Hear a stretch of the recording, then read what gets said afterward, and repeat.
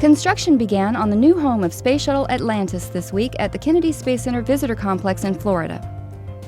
The exhibit hall that will house the historic spacecraft will be built only a few miles from the launch site of all the Space Shuttle missions. Speaking during the groundbreaking ceremony on Wednesday, January 18, 2012, astronaut Chris Ferguson described making the last flight of Atlantis in the summer of 2011. He then laid out the spacecraft's new goals of inspiration. I told them that, Atlantis' mission in space is over, but its mission to inspire generations of potential space travelers is just beginning. The museum structure is being built while the spacecraft itself continues its methodical transition and retirement processing in a hangar at NASA's Kennedy Space Center.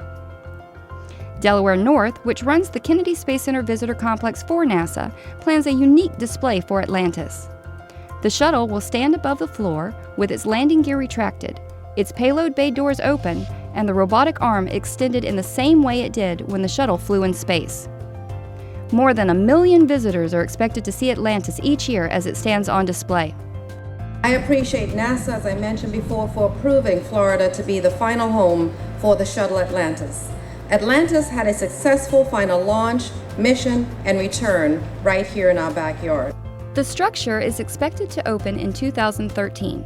It will include detailed presentations about what was learned during the 30 years of Space Shuttle flights, as well as show what life is like on board the International Space Station, the orbiting laboratory more than 200 miles above Earth that the shuttle fleet played a major role in constructing.